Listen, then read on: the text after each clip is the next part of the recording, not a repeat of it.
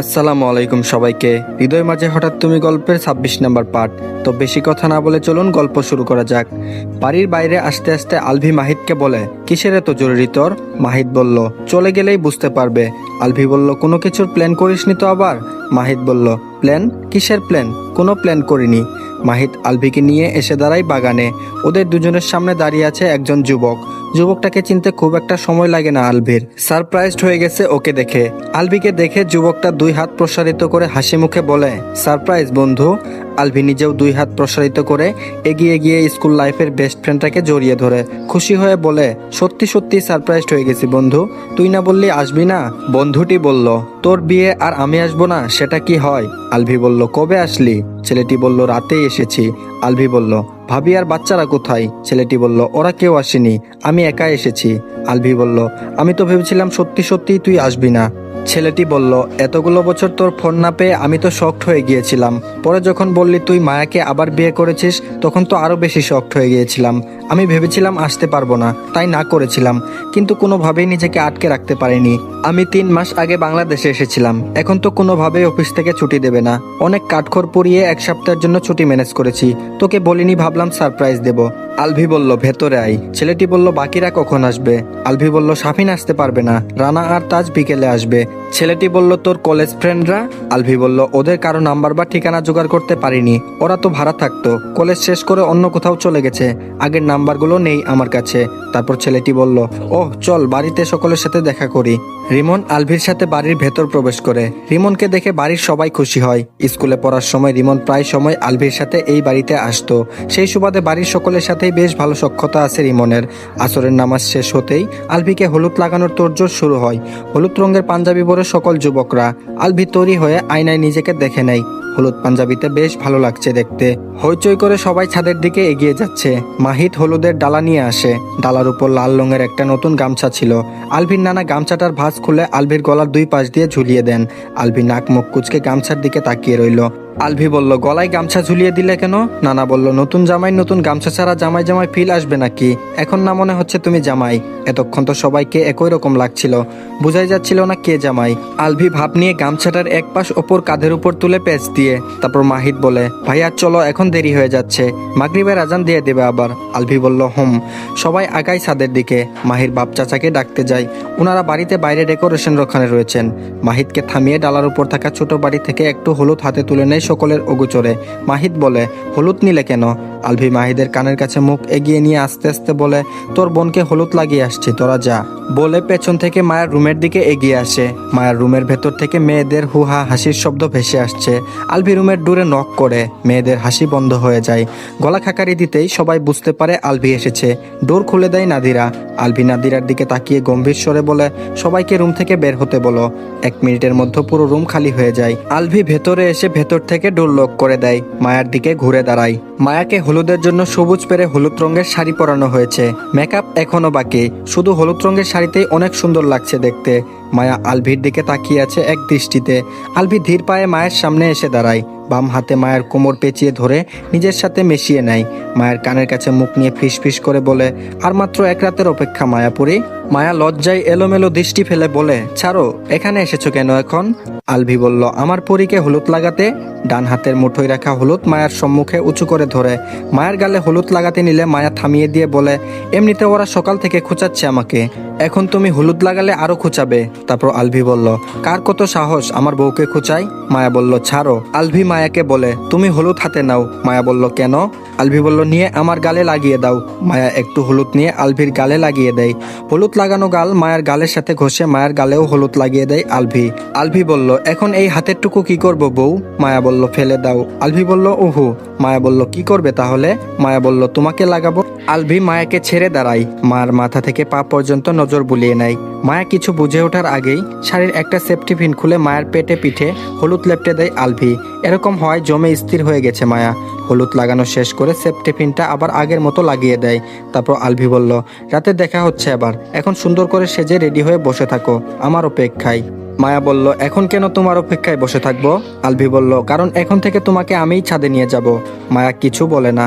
আলভি ডোর খুলে বেরিয়ে যায় রুম থেকে। আলভি চলে যেতেই সবাই আবার রুমে চলে আসে।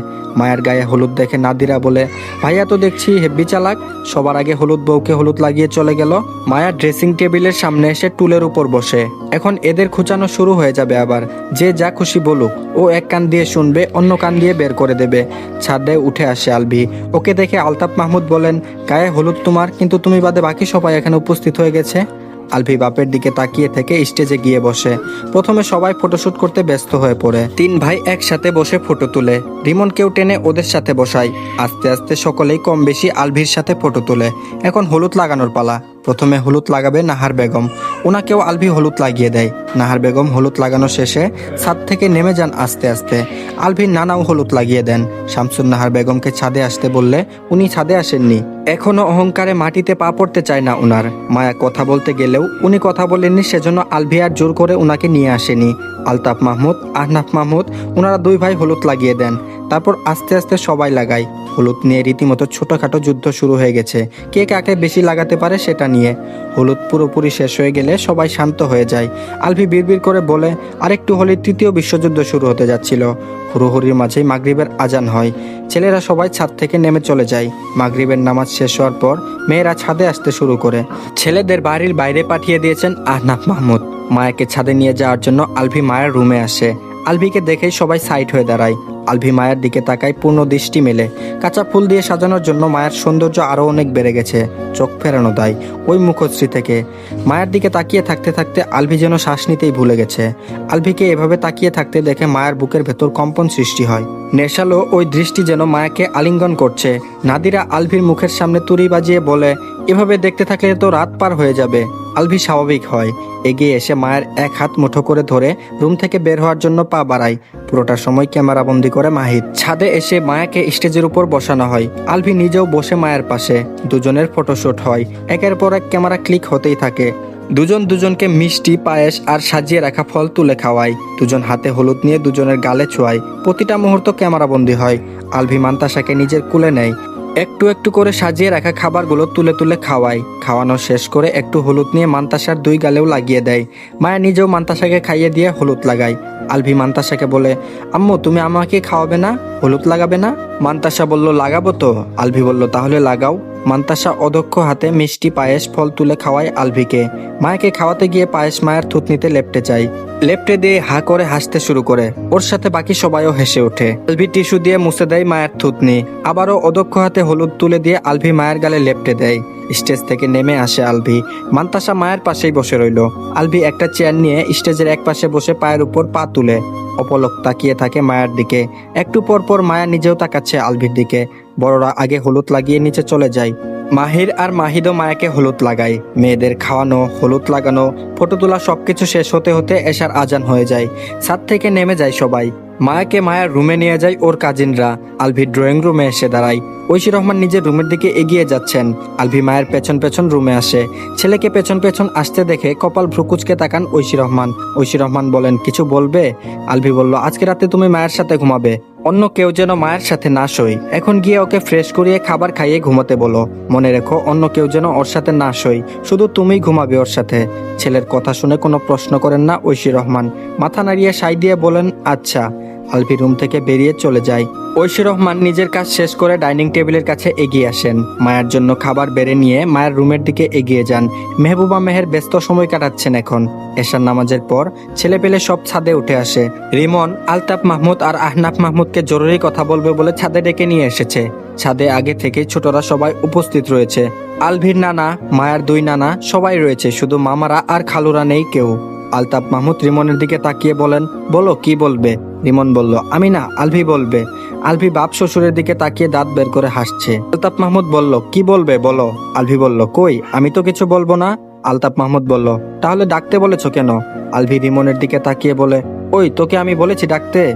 রিমন বলল, ডাকতে তো বলিসনি, শুধু বলেছিস নিয়ে আসতে, তাই আমি নিয়ে এসেছি। দুই ভাই বিরক্ত হয়ে গেটের দিকে এগিয়ে যান। গেটে তালা ঝুলতে দেখে আলতাফ মাহমুদ বলেন, গেটে তালা দিয়েছে কে? তালা খুলে দাও। আলভির অষ্টদয় আগের চেয়েও চওড়া করে বলে, ছাদ থেকে নেমে যেতে পারবে না এখন, নাচতে হবে এখন। আমাদের বিয়ে আর তুমি নাচবে না তা তো হতে পারে না। আলতাফ মাহমুদ বড় বড় চোখ করে ছেলের পানে তাকিয়ে থাকেন কিছু সময়, তারপর অবাক স্বরে বলেন, আমি নাচবো, তাও আবার এই বয়সে এসে? আলভি বলল, জি আব্বা প্লাস চাচা শ্বশুর মশাই, আপনাকে নাচতে হবে। আলভির এমন কথা শুনে হা হা করে হেসে ওঠে সবাই। আলতাফ মাহমুদ কর্কশ স্বরে বলল, নাচবো না আমি, গেট খুলো। আলভি বলল, শুধু তুমি না তো, আমার শ্বশুর মশাইও নাচবে আমাদের সাথে। আহনাফ মাহমুদ বলেন, আবার আমাকে টানছো কেন মাঝখানে? আমি কোনো নাচ ফাচ করতে পারি না। আলতাফ মাহমুদ নাচতে পারে, ওকে নাচাও, আমি গেলাম। আলভি বলল, বড় ভাই হয়ে ছোট ভাইকে ফাঁসিয়ে কোথায় পালাতে চাইছো তুমি? আহনাফ মাহমুদ বলেন, ছোটবেলা থেকে তুই অনেক জ্বালিয়েছিস আমাকে, জোর করে নাচিয়েছিস আমাকে, এখন তোর ছেলে এসে গেছে নাচানোর জন্য, ছাড় আমার হাত। আহনাফ মাহমুদ ছোট ভাইয়ের হাত থেকে নিজের হাত ছাড়িয়ে নেন। আলতাফ মাহমুদ বড় ভাইয়ের মুখের দিকে তাকিয়ে রইলেন। উনার আর উনাদের দুই ভাইয়ের দিকে তাকিয়ে আছে সবাই। আলতাফ মাহমুদ ছোটবেলায় আলভির চেয়েও বেশি দুষ্ট ছিলেন। বড় ভাইকে অনেক জ্বালিয়েছেন তিনি, সবসময় বড় ভাইয়ের পেছনে লেগেছেন, এতদিনেও বড় ভাইয়ের পেছনে লেগেছেন। এখন ছেলে বাড়িতে আসার পর থেকে ছেলের পেছনে লাগেন, তাই বড় ভাইয়ের পেছনে লাগার সময় পান না। তারপর আলভি বলল, মাহিদ গান চলুক, আজকে বাপ আর শ্বশুরের সাথে উড়াধুরা নাচবো। আহনাফ মাহমুদ আলভির দিকে তাকিয়ে বলেন, এই বয়সে এসে নাচলে হাড়ের জোড়া খুলে যাবে আবার। আলভি বলল, সমস্যা নেই, হসপিটাল থেকে আবার জোড়া দিয়ে নিয়ে আসবো। আলতাফ মাহমুদ বলেন, বড় দুই ভাই ছোটবেলায় বেশি আদর ভালোবাসা পেয়ে বাদর হয়ে গেছো। আলভি বলল, এখানে বড় ভাই আবার কি দোষ করলো? অবাক স্বরে বলে আলভি। মাহিদ বলে, ভাইয়াও নিজের বিয়েতে দুজনকে নাচিয়েছিল। আলভি আগের চেয়েও অবাক হয়ে বলে, সত্যি? মাহিদ বলল, হ্যাঁ। আলভি বলল, তাহলে আমার বিয়েতে ডাবল টাইম নাচতে হবে, প্লে কর, লুঙ্গি ডান্স কর। মাহিদ মিউজিক বক্সে গান প্লে করে। গানের সাথে হৈ হৈ করে ওঠে সবাই। মিউজিক বক্সের লুঙ্গি ডান্স গানটি ছেড়ে দিয়ে বাপ শ্বশুর আর নানাদের মাঝখানে নিয়ে উড়াধুরা নাচতে শুরু করে সবাই। যখন ওই লুঙ্গি ডান্স বলে, আলভি নিজের গলায় থাকা গামছাটা মেলে দিয়ে বাবার পেছন দিক দিয়ে সামনের দিকে ধরে লুঙ্গি ডান্স বলে লাফাতে শুরু করে। প্রথমে না করলেও ছেলেদের আর গানের তালে পরে নিজেরাও নাচতে শুরু করেছে। গান শেষ হতে না হতেই সবাই হাঁপিয়ে উঠেছে। ভালোভাবে দম নেওয়ার আগেই একজন গিয়ে অন্য গান প্লে করে। গান প্লে হওয়ার সাথে সাথেই বেশিরভাগ যুবক সিটি বাজায়, কয়েকজন গান শুনতে শুনতে হেসে দেয়। গান অফ করে সকলের দিকে তাকিয়ে ছেলেটা বলে, হাসাহাসি বাদ দিয়ে সবাই নাচো। আবার গান প্লে করে। এবার মিউজিক বক্সে চিকন চাকন মাঞ্জা দুলে গানটি দিয়ে সবাই আবার নাচতে শুরু করে। এক একজনের মাজা দুলানো দেখে আলভি সহ আরেক কয়েকজন হাসতে হাসতে বসে পড়েছে নিচে। গান অর্ধেক হতেই বন্ধ করে দেয় আরেকজন, তারপর তৃতীয় গান প্লে করে। আজ এই রাতে তুমি আমারই সাথে গানটি আবারও বাজানো হয়। গানের সাথে নাচতে নাচতে আলভি বলে, আগামীকাল রাতে তুমি আমারই সাথে আলোর আধারে ভাসবে প্রেমের সাগরে। তো আজকের পার্টটি এই পর্যন্তই। আশা করছি আপনাদের কাছে ভালো লেগেছে। তো আপনাদের কিন্তু আশানুরূপ রেসপন্স পাচ্ছি না। তো আমি চাইতেছি যে নতুন যে গল্পটি দিয়েছি এটা অফ করে দেব, কারণ আপনারা সেভাবে গল্পটিতে ভালোবাসা দেখাচ্ছেন না। তো যারা ভিডিওটি দেখেন আমাদের ভিডিওতে একটা করে লাইক দিবেন, আর অবশ্যই আমাদের চ্যানেলটিকে সাবস্ক্রাইব করে রাখবেন। আপনাদের লাইক কমেন্টই আমাদের আরও বেশি করে উৎসাহ যোগায়।